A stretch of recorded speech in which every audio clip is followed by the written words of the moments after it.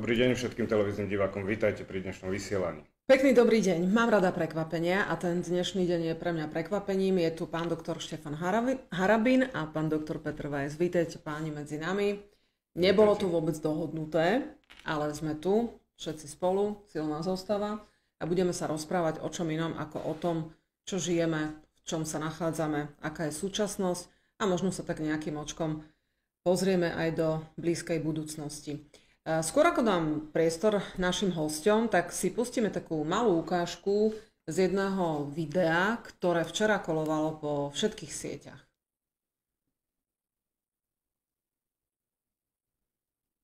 Read from a prepared speech, but this is so important that I wanted to make sure that I got every single word and fact, scientific fact, correct. I stand by this statement with a career dedicated to vaccine research and development. I'm vaccinated for COVID, and I'm generally pro-vaccination.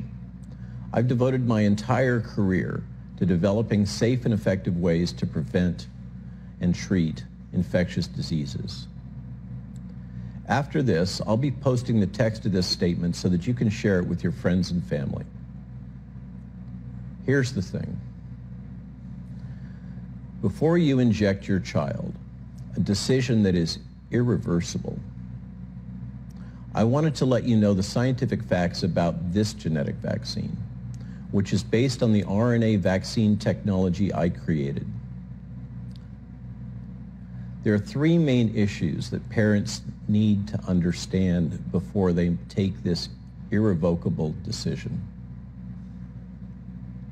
The first is that a viral gene will be injected into your parent's cells.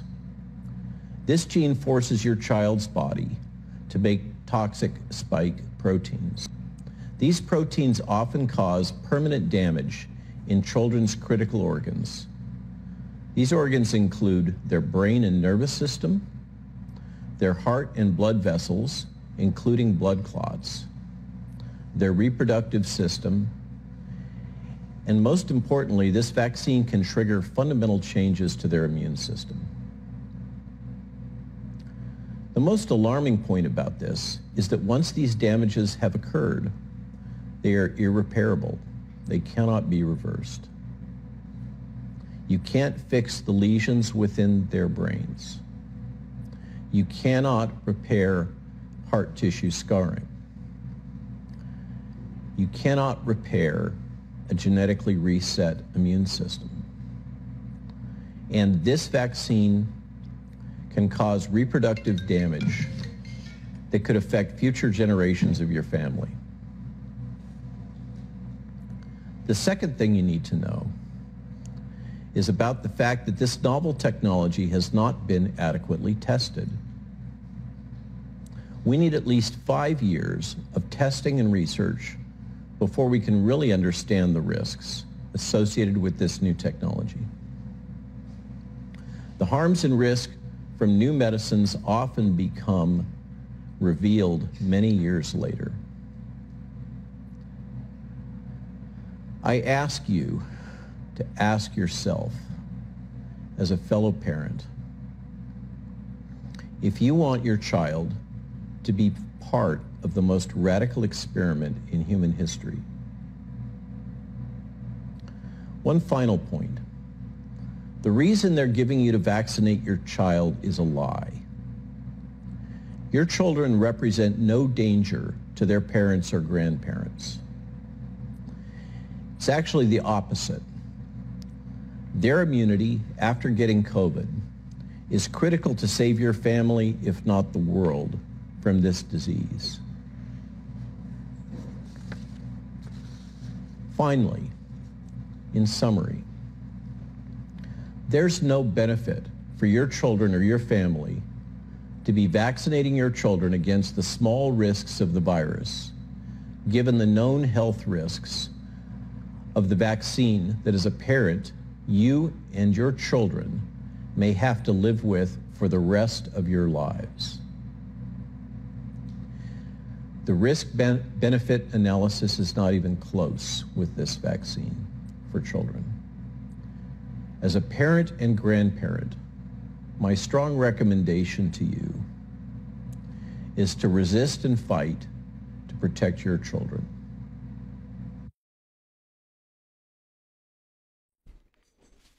Takže vypočuli sme si krátke video od pána doktora Maloného. Ja som lekár, vy ste páni doktori práva. Z toho videa bolo viac menej zrejme, že ten človek naozaj bol veľmi opatrný vo svojich vyjadreniach a môžem povedať ja zo svojho laického lekárskeho hľadiska ako neprávnik, že naozaj v tých vyjadreniach nebolo nič, čo by stálo proti tomu, s čím my všetci dneska súhlasíme. Bol to človek, ktorý stál pri zrode mRNA vakcín ako takých. Nie je zrejme, že či sa podielal na vývoji týchto vakcín, ktoré dneska máme v Európe, ktoré sa používajú v boji proti COVID-19, ale povedzte mi vy váš postoj k tomuto vyjadreniu. Čo si o tom myslíte? Pretože povedal, nie som antivaxer, to je v podstate to isté, čo hovoríme aj my. Pretože dneska sa ten mainstreamové médiá ozývajú práve v boji proti nám s tým, že sú to antivaxery. No nie sme. Proste tie vakcíny, ktoré sa používali dodnes, my stojíme za tým vyjadrením, že sú funkčné, že sú bezpečné, takže nie sme antivaxery a ani on nie. Na druhej strane povedal, že dostal vakcínu proti COVID-19, nepovedal akú. A tie ďalšie vyjadrenia, ktoré s tým súvisia, páni právnici, prosím, aký je váš pohľad na toto video, na toto vyjadrenie?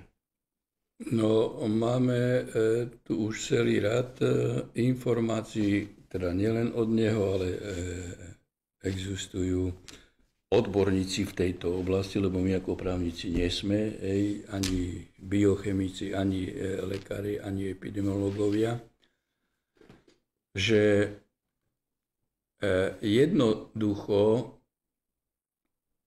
vakcinácia je niekým riadená, nie vnútroštátne, ale nadnárodnými silami a celá akcia s tým spojená je na preformatovanie sveta. Ide evidentne, migrácia bola napríklad jedna tiež z tých etap a nástrojov, ekoalarmizmus ďalší z nástrojov. Ide o zlikvidovanie drobných a stredných živnostníkov. To je ako chrbtová kosť ekonomiky každého štátu a druhý cieľ je zníženie počtu obyvateľstva. Veď celý rad informácií v tomto smere je sprítomnený. Čo povedal Klaus Schwab, čo povedal Jacques Attali, Gates a tak ďalej. Že my potrebujeme znížiť počet obyvateľstva, lebo že planéta neunesie 7-8 miliárd. Planéta unesie aj 15 miliárd, keď zoberieme do úvahy neobyvateľné časti Ruska alebo iných častí sveta. No, cieľom je toto. Vytvoriť v podstate dve skupiny obyvateľstva. Lebo prostredníctvom vakcíny, a toto, čo tu aj povedal ten lekár, je možné vyrobiť časť obyvateľstva, ktorú oni chcú vyrobiť, ktorá bude akože superelita. Lebo nanesením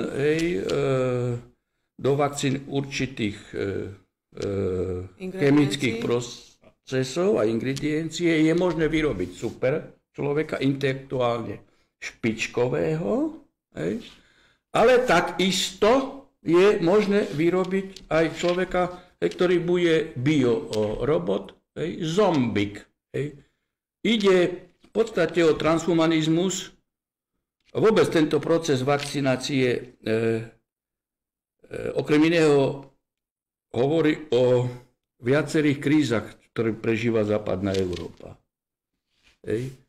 Kríza demokracie ako takej, migračná kríza. Bielý človek v západnej Európe už je ľahostajný k tomu, že migranti znasilňujú jeho ženy a dcery. Ani nechce ich brániť. Čiže kríza bieleho človeka, kríza rodiny, cez nanášanie rôznych sexuálnych zvráteností, LGBTI, pedofilia a tak ďalej. Kríza vzdelanostného systému. No a jedným cieľom je vyrobenie nového druhu človeka. Nie biočlovek, ale biotechno človek. No a ten nový druh človeka sa dá vyrobiť buď supermúdry, alebo biozombik, otrok a robot. Hej? Aby na nás robil. A aby sa nespriečal. A keby sa aj spriečal, no tak ho budeme dirigovať cez tieto a cez čipovanie a tak ďalej. Tu nejde o nič viac, o nič menej. Veď všetci vieme, že k čomu ide očkovanie. Očkovanie vôbec nepomáha, veď sú údaje v Afrike, že je zaočkovaných 6%. A vedci sú z toho nespokojní, že tam nie je vírus. Sú zdesení, že tam nie je vírus. Ale 6% je zaočkovaných. Takže tu sa hrá taká hra a jednak treba urobiť konfrontáciu medzi očkovanými a nezaočkovanými. A tým pádom určité sociálne nepokoje, stret medzi týmito dvomi skupinami a vyvolať konfrontáciu aj, ktorá sa môže premietnúť do roviny občianskej vojny. To by bolo asi to najhoršie, čo by nás mohlo čakať, ale naozaj, že táto segregácia je tu očividná. Peťo, tvoj názor na to video a na to vyhlásenie, aby sme ako rodičia chránili naše deti a bojovali proti tomu, aby sme dostali vakcínu do našich detí, pretože európske krajiny už začali od včera očkovať deti vo veku od 5 do 11 rokov a motivujú tie deti tak, že dali nejakého Spidermana do okienka, ktorý im tam teda lieta a robí nejakú kulisu, aby tie deti mali z toho takú príjemnú atmosféru a boli motivovaní aj druhí rodičia. V Grécku napríklad dostali školáci po zaočkovaní deň voľna ako darček, teda nálepku nejakú, a španielskí predstavitelia si dali za cieľ zaočkovať mladšie deti ešte pred Vianočnými sviatkami, čo sa teda už aj začalo, a tam je dokonca 90% obyvateľov od 12 rokov zaočkovaných už 2 dávkami. Čiže táto mašinéria ide a teraz tento pán dal toto vyhlásenie. Ako to ty čítaš? To, čo povedal doktor Melón, sú v podstate známe fakty, iba to nejakým spôsobom zhutnil a povedal v pomerne krátkom videu, povedal to dobre. Treba si uvedomiť tú hlavnú správu, ktorú v podstate on oznámil, že tá smrtnosť u detí na chorobu COVID-19 je úplne minimálna, nízka. Takisto aj incidencia je veľmi nízka a deti, ktoré povedzme prenášajú nejakú chorobu pri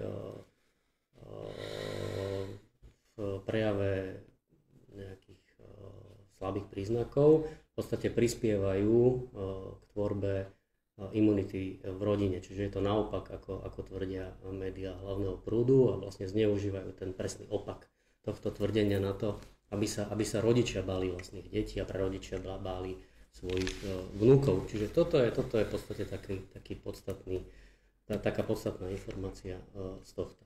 U detí sa tá imunita vyvíja, toto všetci vieme, čiže v podstate zaťažiť niekoho experimentálnou látkou, pri ktorej vieme, že vstupuje na genetickej báze do štruktúr človeka, tak ohroziť vlastné dieťa je totálny blud, je to vec, ktorá je nezvratná. Čiže podáte túto látku dieťaťu, potom už sa môžete ospravedlniť koľko chcete, v podstate vy strácate svoju budúcnosť, svoju genetickú líniu, minimálne teda, pokiaľ tomu teraz veríte a neskôr sa ukáže opak, tak je tu istá pravdepodobnosť, že táto experimentálna látka v budúcnosti preruší vašu genetickú líniu. Ak toto chcete, a to je jedno akým spôsobom, nemusí to byť smrťou dieťaťa, môže to byť napríklad zatiaľ nepreukázanou, ale potenciálnou neplodnosťou vašich detí a potom stratou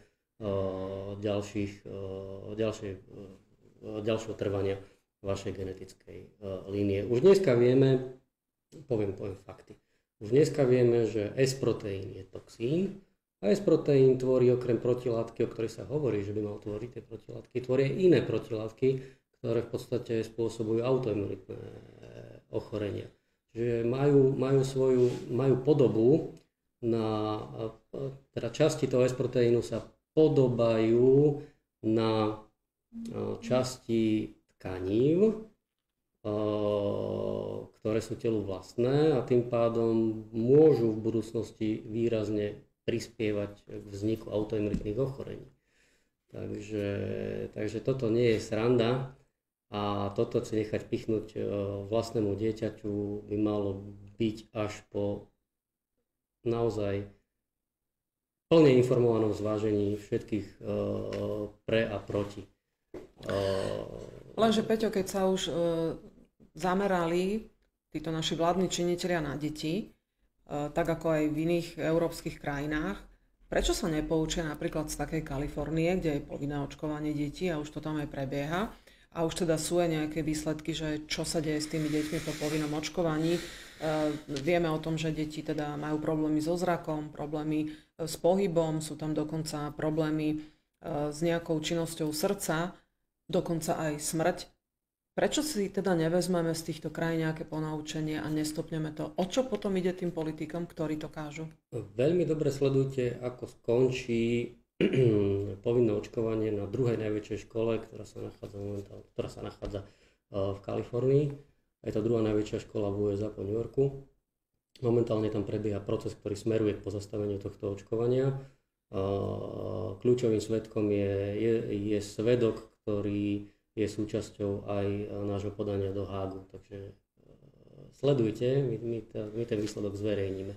No a potom si myslím, že by to mohlo byť inšpiráciou aj pre našich politikov na Slovensku. Dovtedy prosím všetkých politikov, aby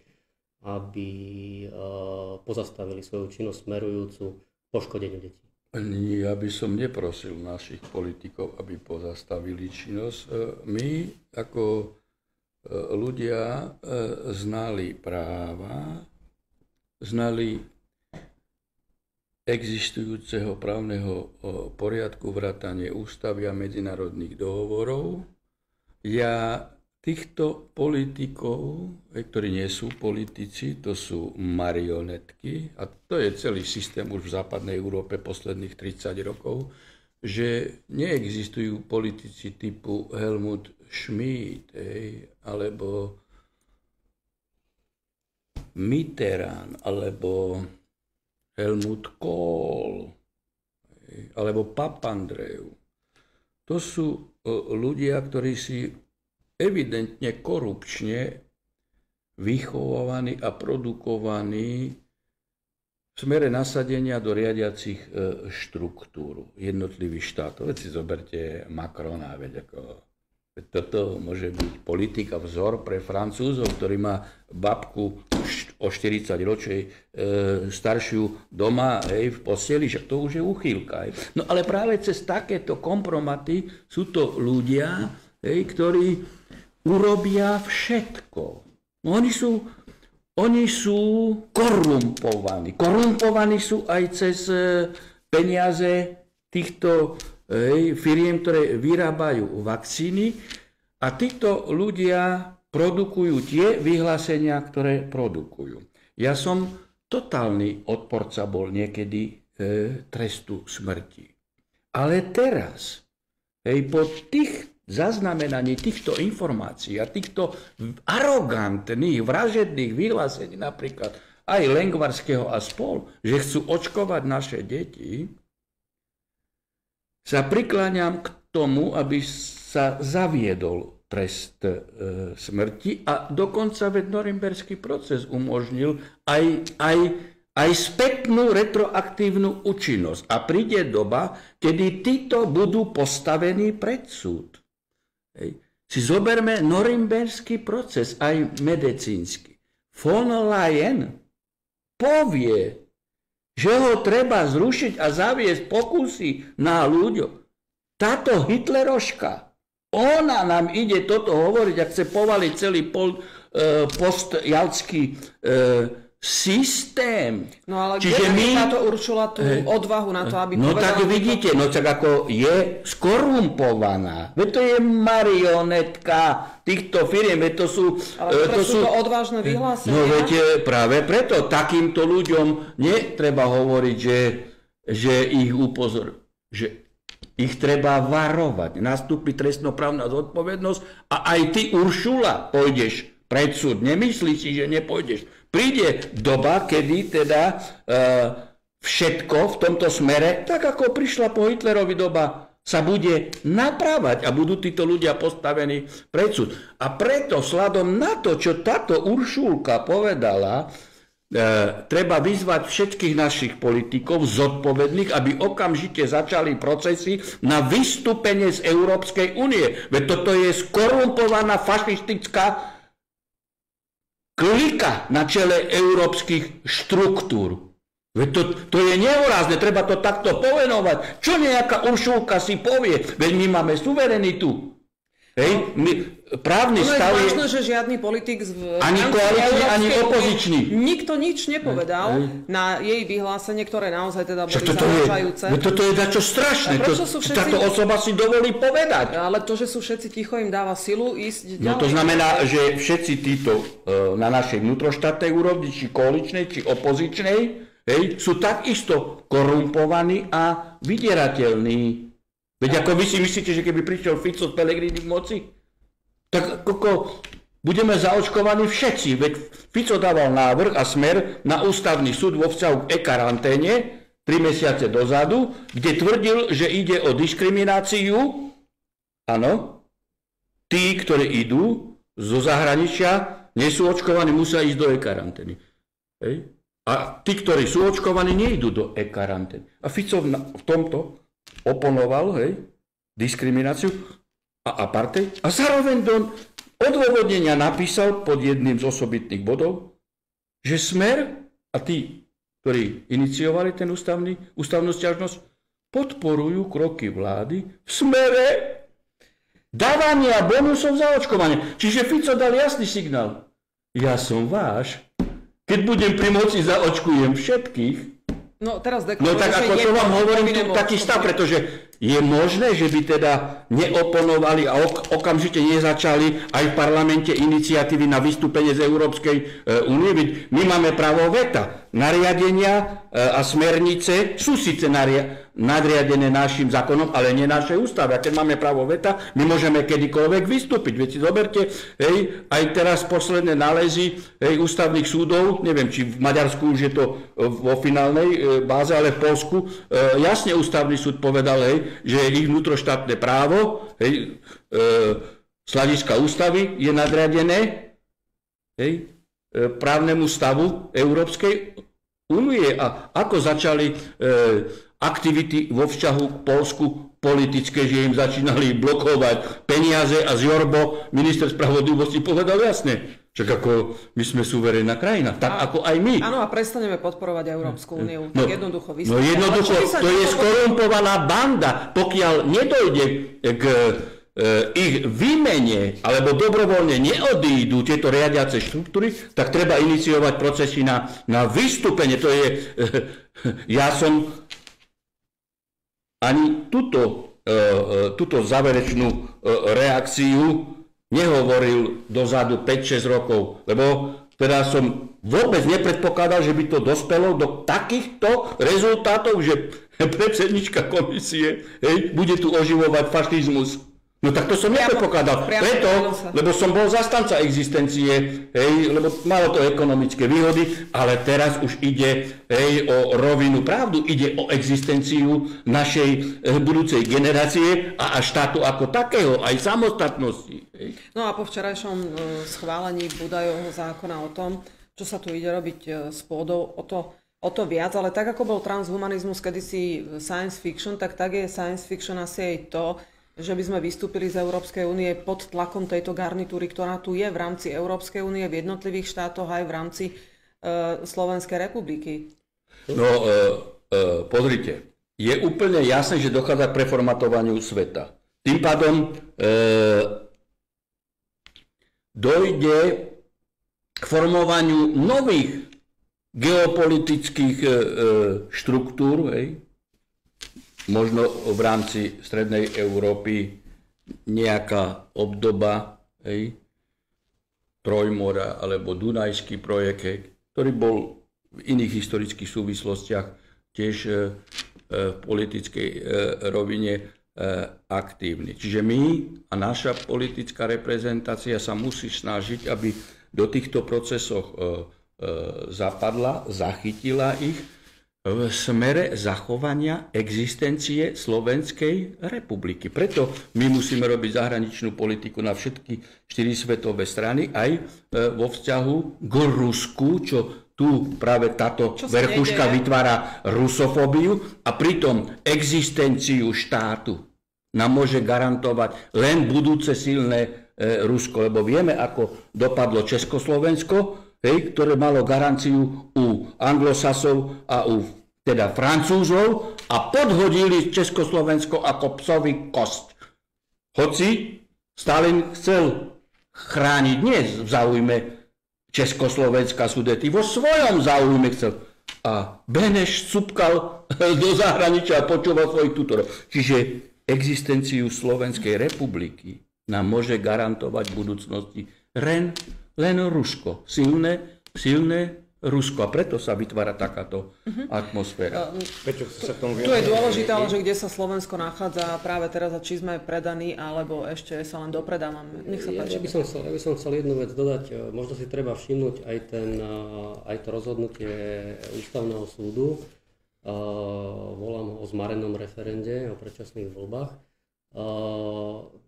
Treba si všimnúť, čo sa tam vlastne v tom rozhodnutí o referende udialo.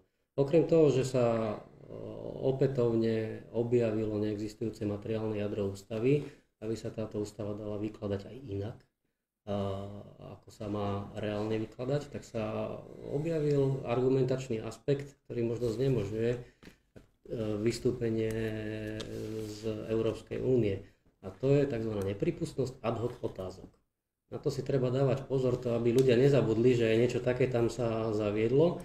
A to v podstate v súčinnosti s prezidentskou kanceláriou dokáže do budúcna pre prípad, že by aj bola vôľa občanov vystúpiť z Európskej únie, zmariť aj toto vystúpenie. Takže na toto len tak chcem upozorniť, že to rozhodnutie má aj iný aspekt. Peter, Ústavný súd, čo rozhodol ohľadom povinnej karantény, ktorá tu bola asi pred rokom a 3/4, a teraz dospel až k tomu záveru, že to bolo teda protiústavné.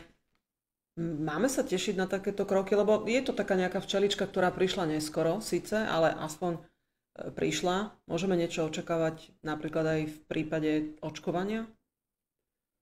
V prípade očkovania by najprv sme museli mať takýto predpis prijatý a potom by sa musel nájsť kvalifikovaný subjekt, ktorý by niečo také na Ústavný súd včas podal. A on je prijatý ale v tom zmysle, že keď ideš do zamestnania, musíš byť očkovaný, inak ťa vyhodia. Je na každom z nás, ako to príjmeme. Ale či to teda nie je povinné očkovanie. odídeme z toho Áno, ale je tu stále taký ten tlak na tých ľudí, ako bol tlak v rámci toho testovania, za čo sa všetci ospravedlňovali na čele s pánom Matovičom.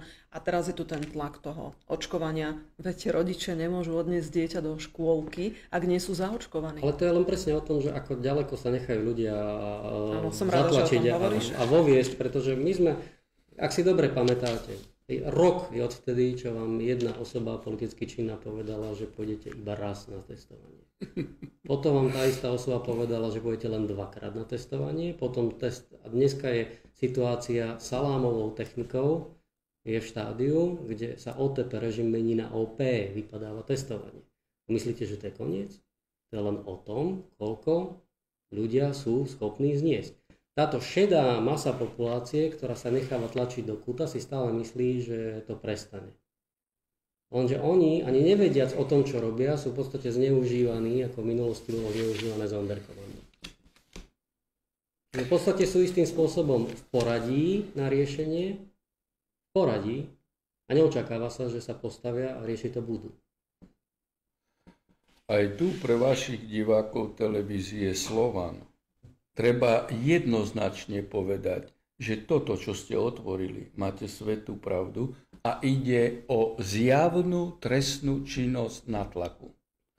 Na všetkých frontoch, na frontoch vyhlásení politických predstaviteľov, na úrovni nemocníc, na úrovni škôl, na úrovni zamestnanosti, pretože keď niekto niečo podmienuje evidentne určitým konaním, pácha trestný čin nátlaku. Preto ľudí treba upozorniť, aby si dokumentovali všetky konania v tomto smere. Či to robí riaditeľ školy, či to robí učiteľ, či to robí úrad pre dohľad na zdravotnú starostlivosť, či to robí policajt, či to robí na benzín pumpe obchodník, alebo priori, alebo Tesku teraz.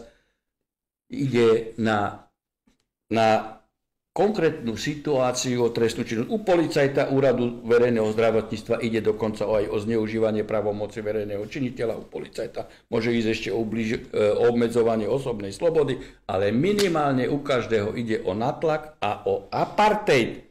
Diskrimináciu 4.2, 4a. Preto na všetkých frontoch ľudia sú povinní, tí, ktorí sú zodpovední, nedať sa testovať a očkovať, a oni už vôbec nemajú právnu povinnosť niekomu ukazovať, či som testovaný, očkovaný. Veď aj čo si poprijímali, to je všetko nulitné. Keď zamestnávateľ má nejakú povinnosť kontrolovať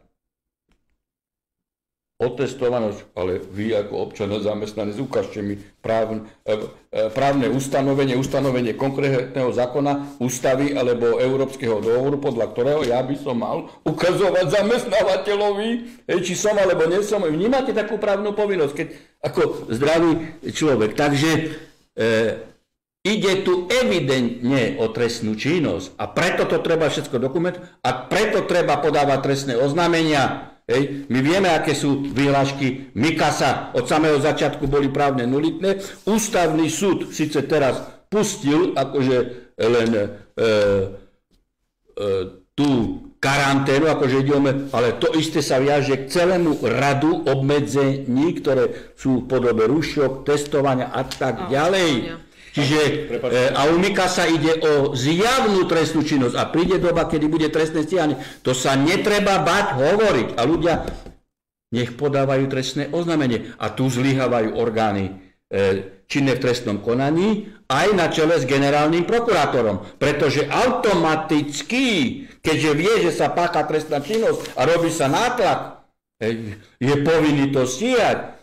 A treba si všetkých týchto ľudí, ktorí keď aj odmietnú na úrovni vyšetrovateľa, prokurátora trestné oznámenie za nátlak APA, treba si všetko zaznamenávať. Dnes je elektronický informačná doba, všetko treba mať v dispozícii. Príde súdny deň aj v rovine orgánov činných v trestnom konaní. Peťo. A ja len doplním, že teraz je tá doba úplne vhodná, pretože po tomto náleze Ústavného súdu ohľadne sťažnosti ombudsmanky, a nezaujíma ma teraz tá časť ohľadne zrušenej časti karantény, tej externej, ale práve tá časť tzv. Omnipotentnej kompetencie, čiže hlavný hygienik mohol urobiť čokoľvek uznal za vhodné, len to musel časovo a nejakým spôsobom vecne obmedziť.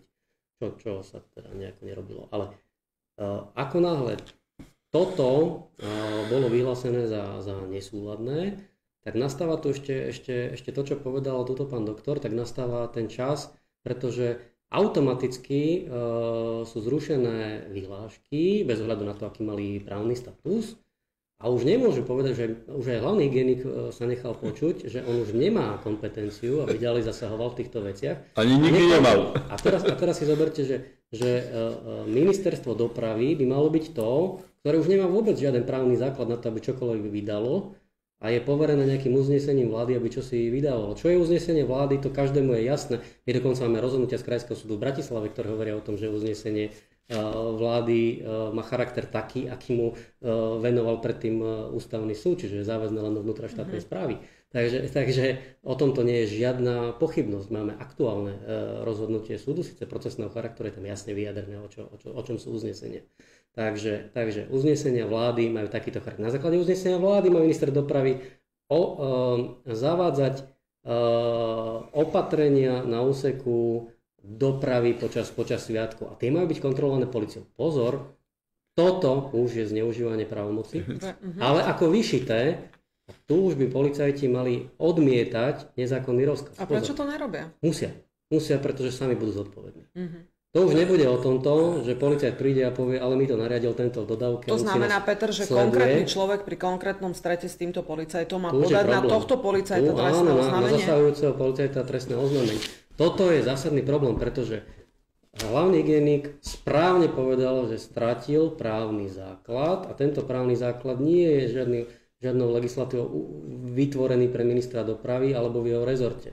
Nie sú to celé také právne absurdity? To je chaos, ktorý je ešte prehlbovaný, ale o tomto asi sa nebudeme dneska baviť. Evidentne policajti majú podľa zákona o polície prísahu. Oni prisahali prioritne na ústavu a medzinárodné dohovory v otázke ľudských práv, potom na zákony a potom na ostatné právne predpisy nižšej právnej sily. Naša ústava hovorí jasne v paragrafe, teda v článku 43 odsek 2. Žiadne ľudské právo nie je možné obmedziť ináč ako zákonom. Zákonom preto, aby nedošlo k svojvôli, pretože nižší exekutívny úradník, aj keď by nejaká bola prenášaná na jeho norotvorba, je zneužiteľný a môže konať svoju vôľu. Preto zákonom, a je to nielen v našej ústave, ale aj v dohovore, aj v charte EÚ, aj v pakte OSN zo 48. roku, že všade sa používa formulácia len zákonom, preto, lebo ten zákon sladom cez legislatívny proces, ktorý má pripomienky, prvé, druhé, tretie čítanie a v parlamente, v tom, ktorom je 150-300 poslancov, už by taká svojvola, ako cez Mikasa sa robí, nebola možná. Čiže policajti, pokiaľ asistujú na vymáhaní nielen toho, čo sme tu teraz rozprávali, ale aj rúšok, alebo idú do obchodov na požiadanie nejakého SBS-kara alebo pracovničky, že niekto nemá rúška. Páchajú trestný čin zneužitia právomoci verejného činiteľa. A treba si ich všetkých dokumentovať. Príde doba. Oni sa dokumentujú Oni sa dokumentujú, ale aj tí ľudia, ktorí sú poškodení. Veď ako, kde sme, že by Mikas obmedzoval ľudské práva.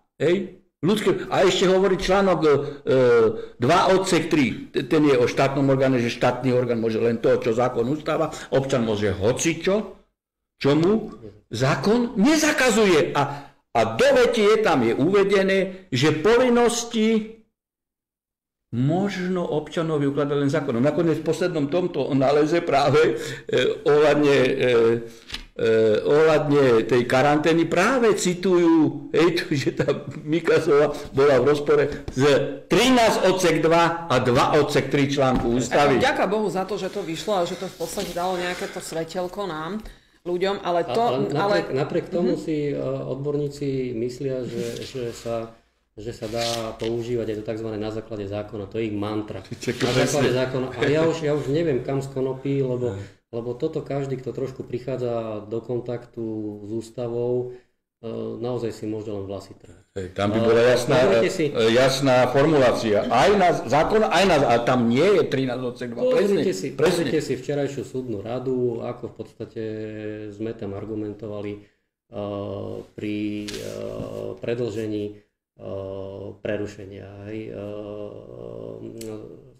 prerušenia funkcie výkonu sudcu u pána Milana. To by ste sa divili, ako treba si to pozrieť. Ja to naozaj nebudem komentovať, treba to pozrieť. Začali sme tam nejakú ústavnoprávnu debatu a keď som vošiel nejako hlbšie do tej problematiky, ktorá mi už je v podstate veľmi blízka, lebo stále dokola omýlame, tak v zásade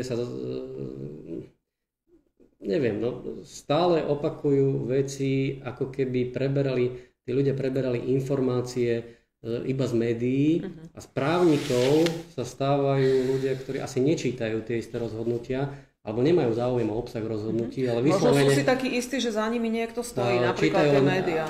Čítajú asi len nejaké abstrakty alebo niečo. Nie. Hej, pán kolega, to treba povedať, nie že čítajú.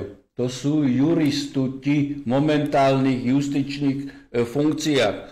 Veď predsa profesor Mazat, zrejme zaslaninu, juristut ešte v dobe pred rokom 89, keď slúžil trockistom, potom sa otočil, začal slúžiť Dzurindovi, potom Kiskovi a teraz Kolíkovej a spol. A ten juristut Mazák vo svojom náleze, kde bol autorom ešte v pozícii sudcu ústavného súdu, aj myslím, že spravodajcu, napísal, že sudca musí dodržiavať ústavu.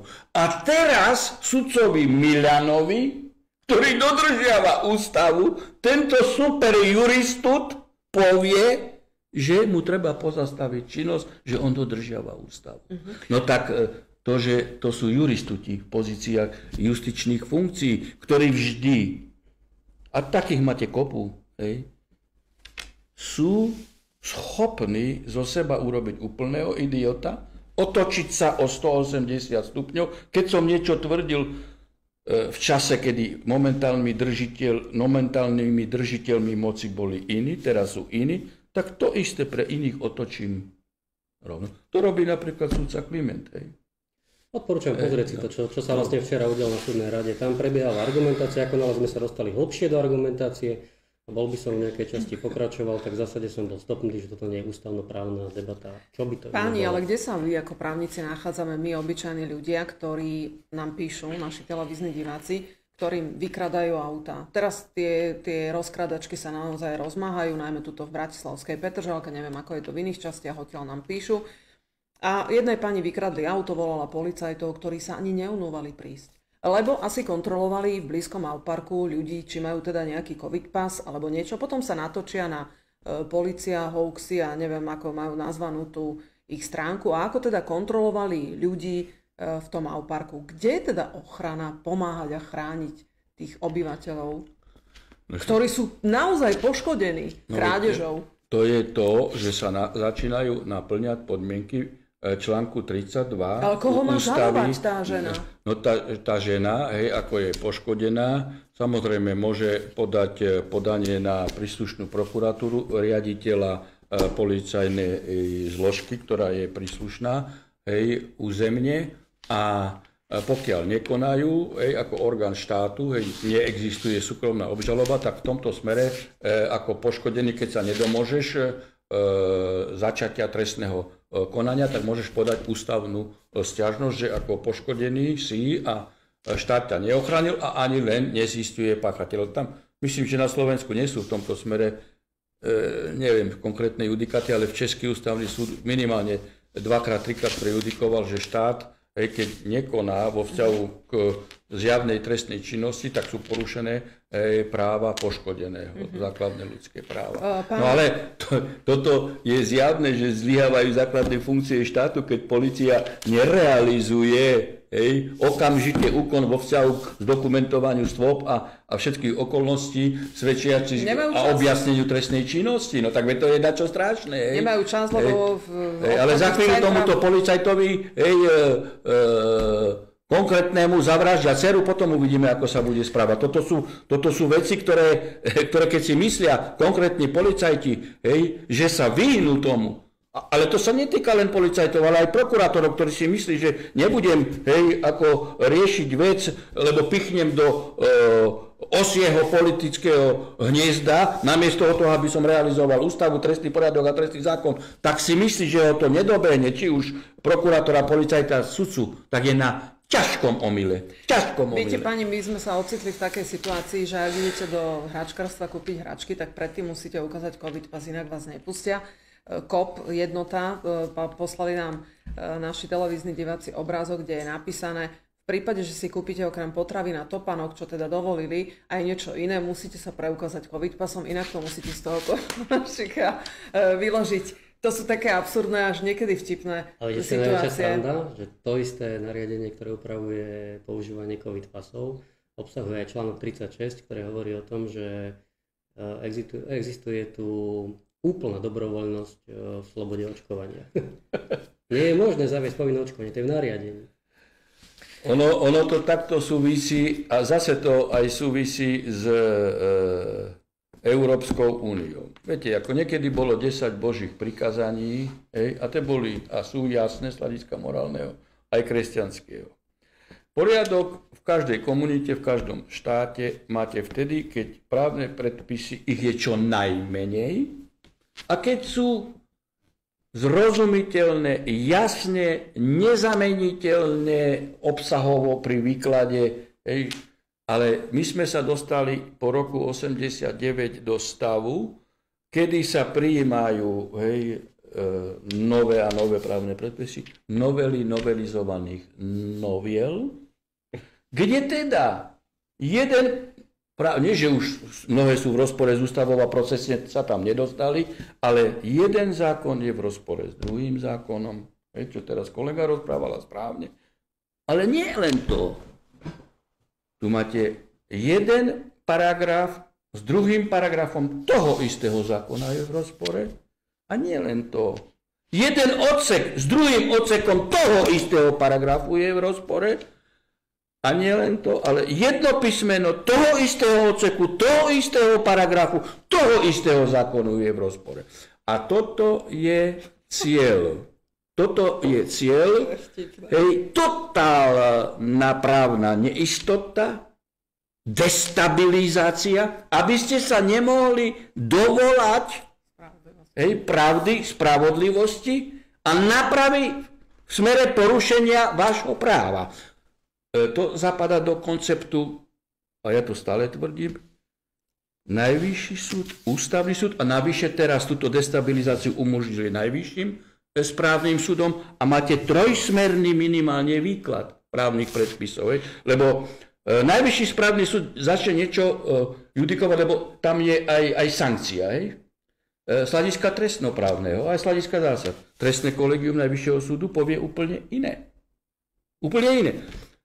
Čiže pokiaľ my nedostaneme do fúzie všetky justičné zložky, Najvyšší súd má ústavnoprávne kolegium, Ústavný súd treba zrušiť a v tejto podobe už vôbec z hľadiska juristutov, keď Fiačan je riadený tajnou službou a sám sa priznal, veď komunikoval so šéfom tajnej služby v kauze Mamojka a povedal, ja som si prosil informácie od Pčolinského šéfa SIS a Pčolinský mu povedal, áno, on pýtal, ale my už sme mu dali druhé informácie. Predseda Ústavného súdu komunikuje, to už sa musím takto postaviť so šéfom tajnej služby. Normálny vyšetrovateľ vo Veľkom Krtiši, ani prokurátor, ani sudca nesmie komunikovať s tajnou službou a žiadať informácie. Nesmie, lebo ani zákon o Ústavnom súde, ani ústava, ani zákon o tajnej službe, ani súdne zákony neumožňujú, aby sudca a tento provinčný juristut, obecný právnik v Mikuláši alebo na Liktove, pred celým Slovenskom ukazuje, ako je Ústavný súd podriadený a aj vydierateľný tajnou službou. Tu preto máte nerozhodnuté veci a o Žilinkovom konali ako dlho, teraz akože čiastkovo rozhodli. No prečo? Lebo je vydierateľný. A preto treba koncentrovať všetky súdne justičné zložky do jedného subjektu, obchodné kolegium, civilné, správne kolegium, ústavnoprávne kolegium.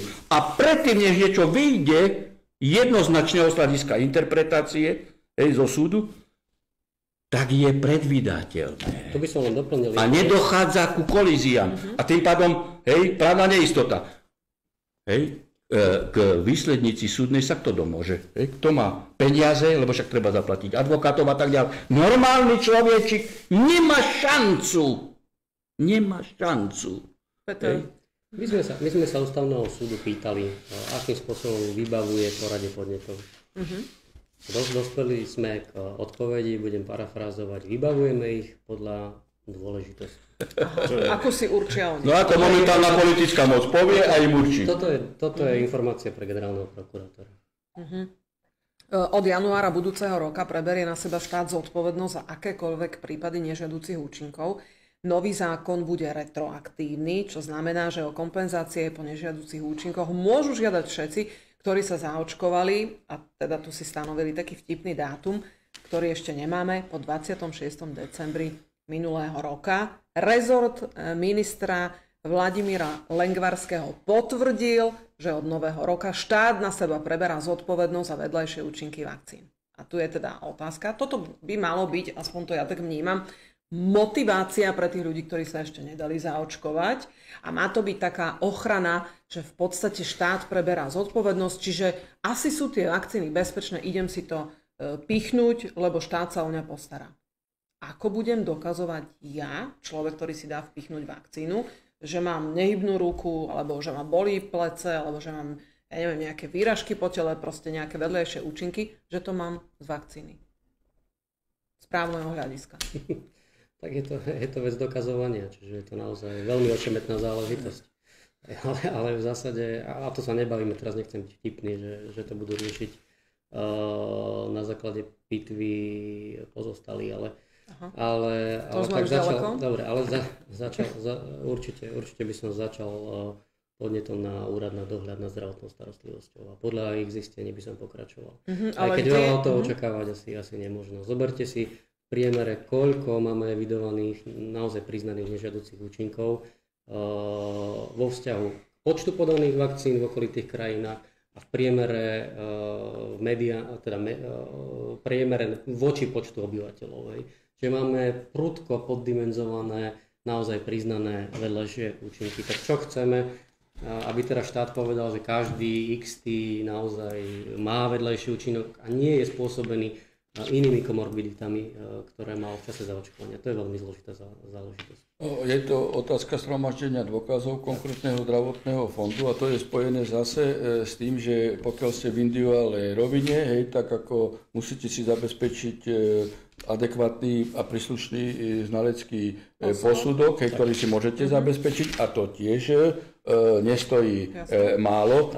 Tam môžu vstúpiť ešte do toho momenty, že z 3 oblastí medicíny, čiže 3 znalcov musíte tam zakomponovať, ale aj teraz bez ohľadu na to, čo povedal ústavný súd, že napríklad nemôžu si uplatňovať škodu z tých nezákonných aktov ľudia. Veď to evidentne povedal v rozpore so samotnou ústavou, lebo ústava hovorí, že medzinárodné dohovory, ktoré poskytujú vyšší štandard ľudských práv, a toto je právo na majetok, podľa článku, myslím, 1 protokolu 1, čiže evidentne, a samozrejme, že pokiaľ to v vnútroštátnej rovine nejde, no tak musíš ísť na Štrasburský súd a to je zase otázka, že normálni ľudia, tam musí byť zastúpený advokátom a to už stojí peniaze. Čiže Fiačan, obecný právnik z Liptova povedal, ja to v trestnoprávnej rovine,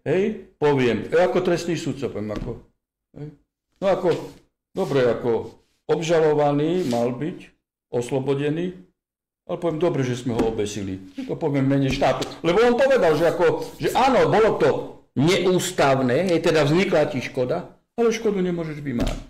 Tak tak nie sú to juristuti v pozíciách tak vysokých ústavných justičných funkciách? Objavili sa informácie, ktoré nám posielajú televízni diváci, že tie vakcíny, ktoré máme k dispozícii, sú už niektoré po expirácii, niektoré teda už majú dátum, že budú expirované do konca roka. Nie je toto možný tlak na to, aby sa ľudia dali čím skôr zaočkovať? Možno aj týmto, že preberá ministerstvo zdravotníctva zodpovednosť za vedľajšie účinky? Ja sa možno opýtam, že prečo sme darovali vakcíny, pozrite si centrálny register zmluv, prečo sme darovali a nie malé množstvo vakcín do Arménska. Aha, to sme ani nevedeli, túto informáciu. A tam teda ten dátum tej expirácie je... Treba si pozrieť. Dúfam, že to zachytí ambasádor arménsky pre Slovensko. On myslím, že má sídlo vo Viedni. aby to signalizoval do Arménska, aby jednoducho chudákov Arménov nevakcinovali ešte aj vakcínou po expirácii. Ale to je akože, to je tak vážne konštatovanie, čo povedal tu pán doktor. To ešte aj naruší naše medzištátne vzťahy. Takých zmluv môže byť viacej, lebo máme tu paragraf 5 zákona o slobodnom prístupe k informáciám, čiže nie všetky zmluvy sú zverejnené.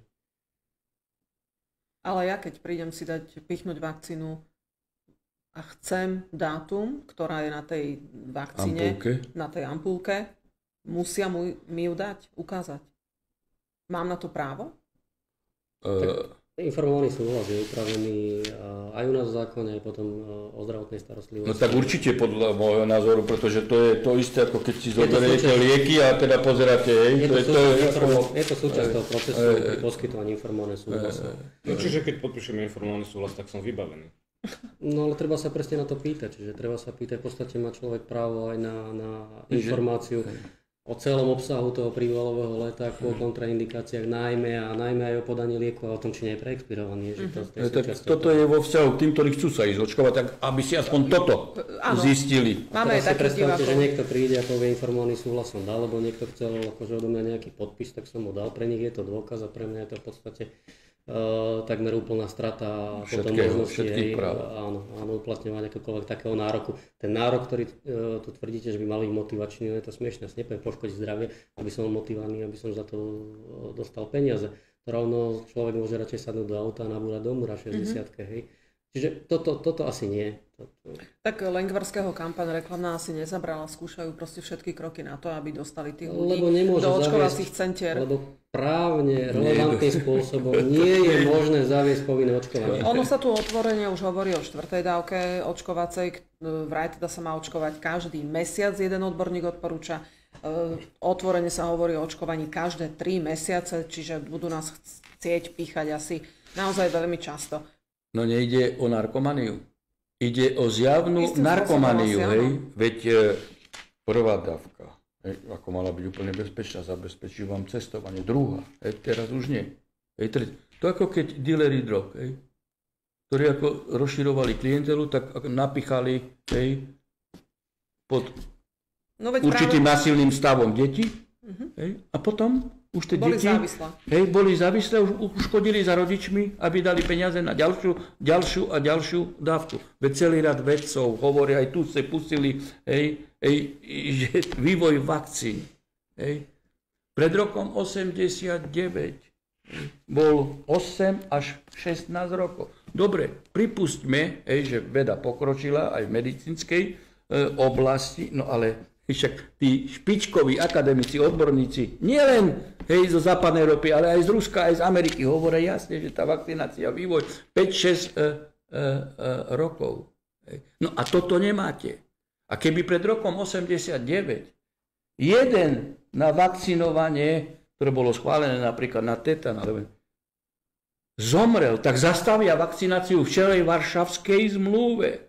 Ja ani Sputnikom by som sa nedal nikdy očkovať. Veď si zoberte, že v Rusku v 90. rokoch za Gajdara, Čubajsa prenikli farmaceutické spoločnosti aj do všetkých tých vedeckých a výskumných štátov. Veď tam sa vedú teraz 2 trestné stíhania, kde spreneverili peniaze za 6 až 8 miliard práve týmito podvodníkmi, ktoré šíria vakcínu a tie firmy Pfizer a tak ďalej prenikli aj do riadiacich štruktúr. Veď si zoberte Golikova, ktorá podporuje vakcináciu a je korupčne prepojená na Pfizer. Alebo druhý člen vlády Muraška.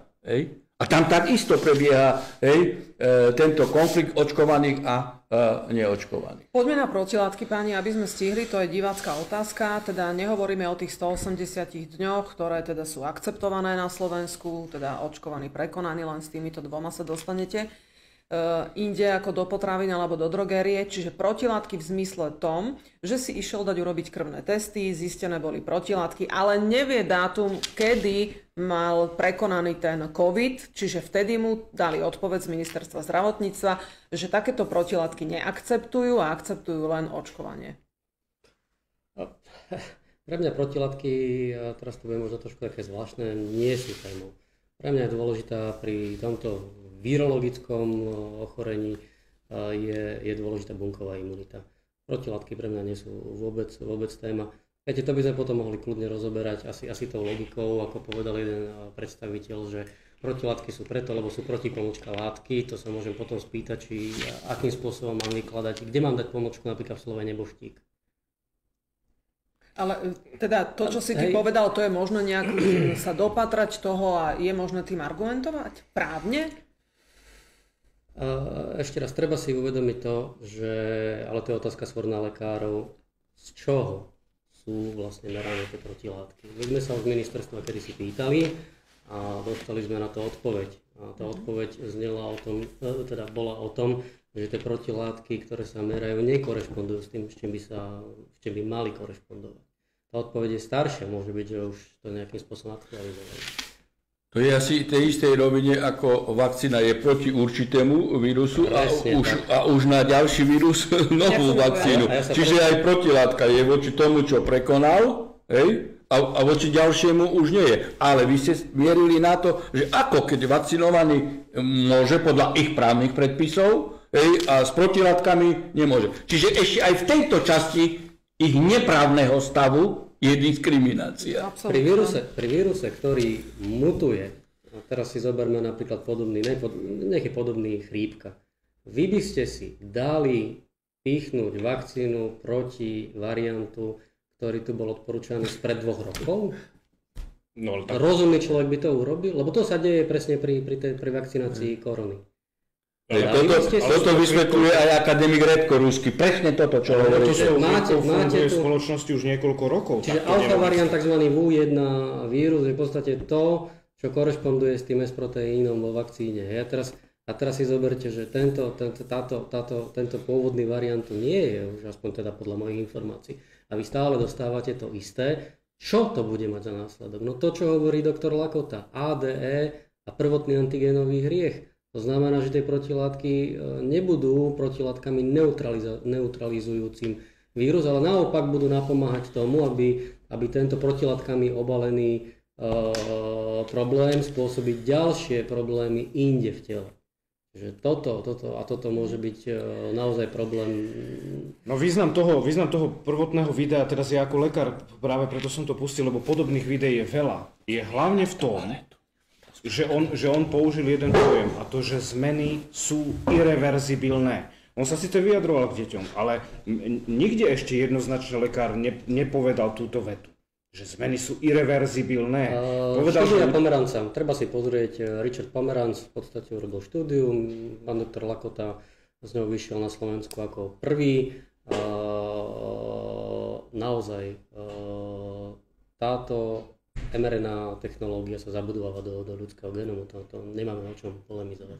Takže preto si myslím, že sa bavíme o irreverzibilite. Spomenul to aj doktor Drgonec teraz, na právnych listoch je to zverejnené, veľmi pekná štúdia, právna štúdia o tom, prečo povinné očkovanie. Som rada, že si na to upozornil. Povinné očkovanie vo vzťahu k covidu, hej? Lebo ešte raz, ľudia nás volajú antivaxeri, ale však ja som zaočkovaný všetkým, čo je povolené. Čiže nie, ja nie som anti niečo, ja som prodemokratický, za ľudské práva, za ľudské slobody. Začnite ma volať za niečo, ale nie som proti, nie som anti. Im to takto vyhovuje, lebo to im zapadá do toho systému, ktorý oni vedú. Avax znamená vosk, mimochodom, tak neviem, či nemajú radi včely. My sme teda zavakcinovaní, neviem, či si teda mal nejaké problémy z toho, kedy ťa vakcinovali, či si dostal, proti čomu sme všetkému očkovaní, čierny kašel. Peter, predpokladám, difteria, tetanus pertussis, čierny kašel, čo som mal niečo. Neviem, nedostali sme nič, čiže to je to, čo hovoril aj pán doktor Harabín, že ak by sa niečo v tom období teda vyskytlo, tak asi by to očkovanie zakázali. Tu ľudia zomierajú po očkovaní, ale teda očkuje sa naďalej. Poďme k tej novele zákona o zdravotnej starostlivosti na školách. Tam sa pýtajú rodičia, že teda už či teda majú bojovať proti tomu, aby dávali deti do tých škôl, alebo čo sa bude diať. Či teda môžu zaočkovať ich deti bez ich súhlasu. Tú situáciu treba istým spôsobom ukľudniť. Boli samozrejme návrhy, ktoré my sme to aj na stránke uviedli. celú génezu toho, ako boli tie návrhy predkladané. Ale ten posledný návrh, ktorý naozaj bol schválený, tak vypadli tie 3 rovnocenné subjekty cez spojky alebo, čo sa týka poskytovania informovaného súhlasu.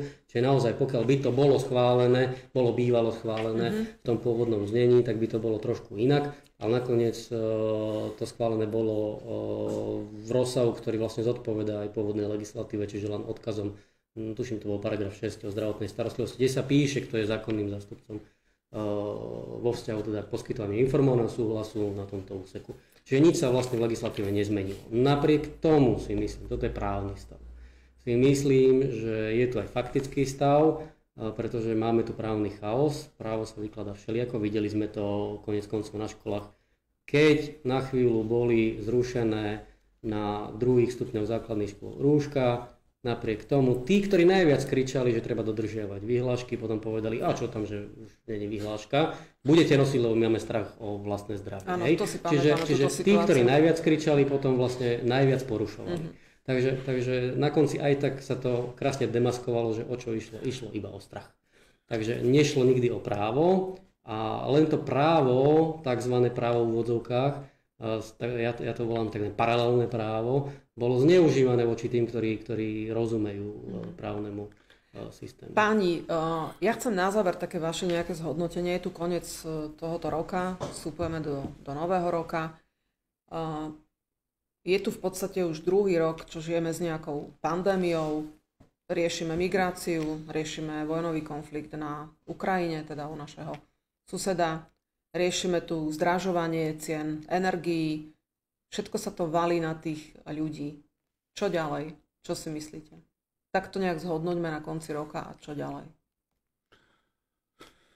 No, pozrite, ja som v úvodnej časti trochu načrtol tento problém, že snaha ultraglobálnych síl a nadnárodných korporácií a štruktúr je jasná. Je jasná znižiť počet obyvateľov a z ostatných urobiť otrokov a za tým účelom vyvolávajú aj procesy nenávisti, procesy rozporov, konfliktov, kolízií, aby vyvolali krvavý stret.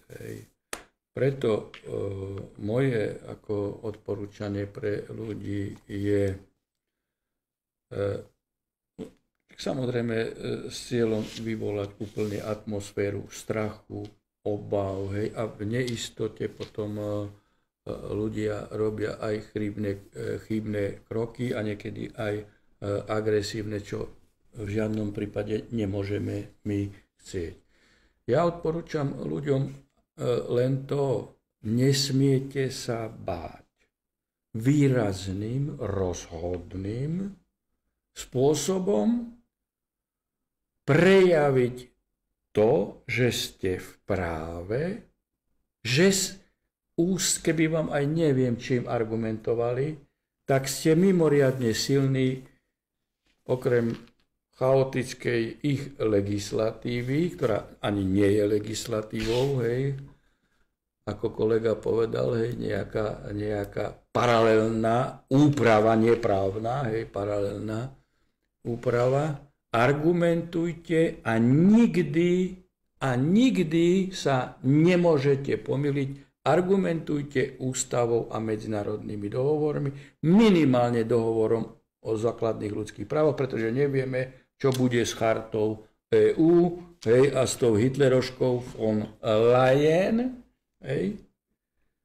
tak nemôžete nikdy pri uplatnení týchto práv v konečnom dôsledku akýkoľvek individuálny súdny spor, ktorý vznikne z toho, prehrať. Nemôžete. To je aj to, že vám dá pokutu. To je aj živnostníkom. Ja som tatranským živnostníkom, čo ste vy blázni? Že zatvárate živnosti? Prečo? Však ako právny stav je taký. No čo mám robiť, ako prídu? No dobre, dajú ti pokutu. No nezaplatíš. Príde ti rozhodnutie z úradu.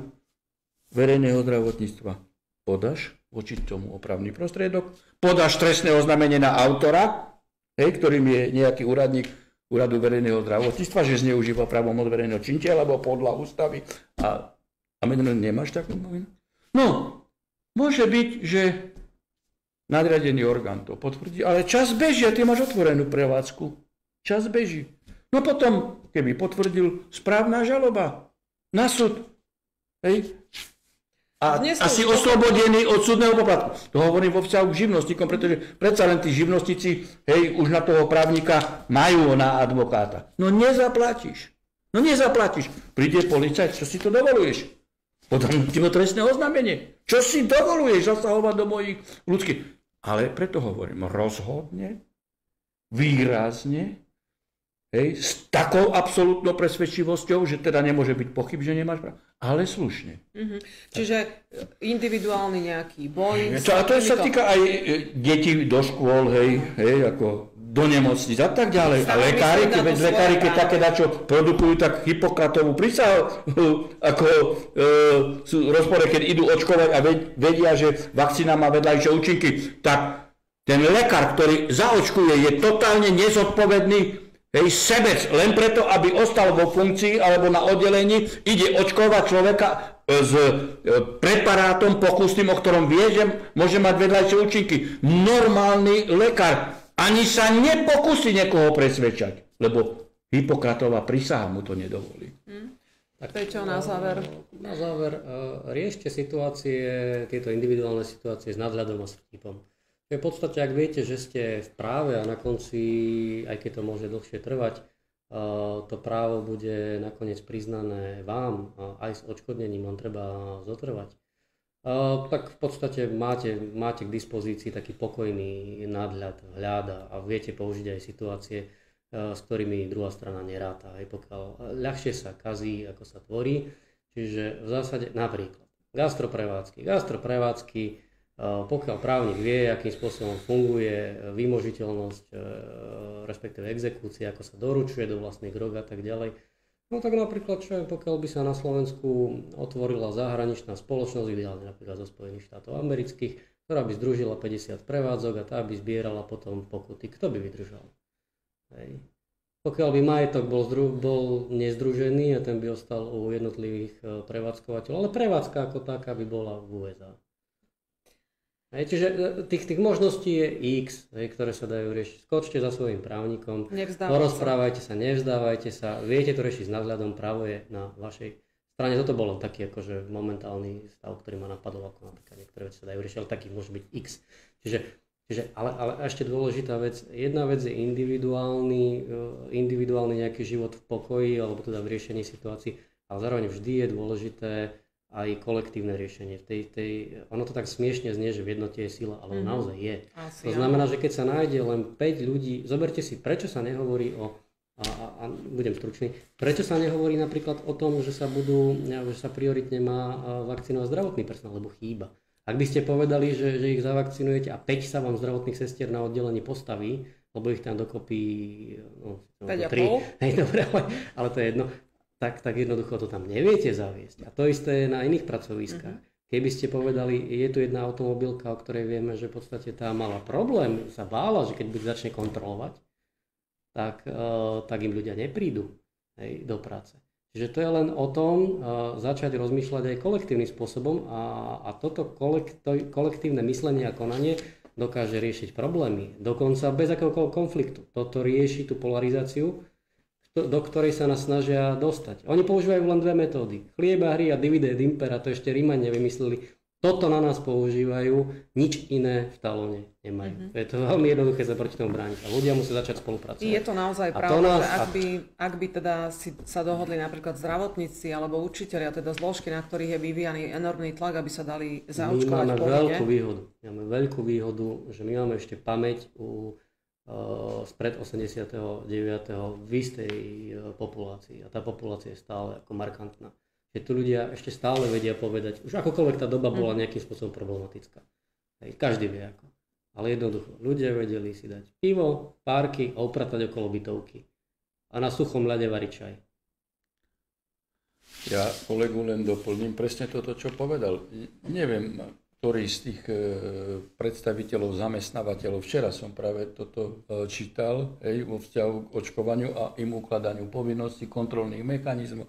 A hovorím, akože s tým sú veľké problémy, presne čo ste rozprávali, a že sú zamestnávateľia, kde 40% nie je zaočkovaných. A podľa môjho názoru to podhodnotili, evidentne.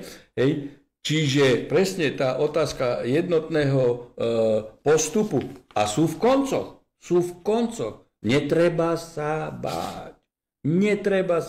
báť. A netreba pesimisticky pristupovať k tomu. Napríklad v tej konfrontácii, že ako mnoho počúvame tú argumentáciu u mnohých, takú bojazlivú.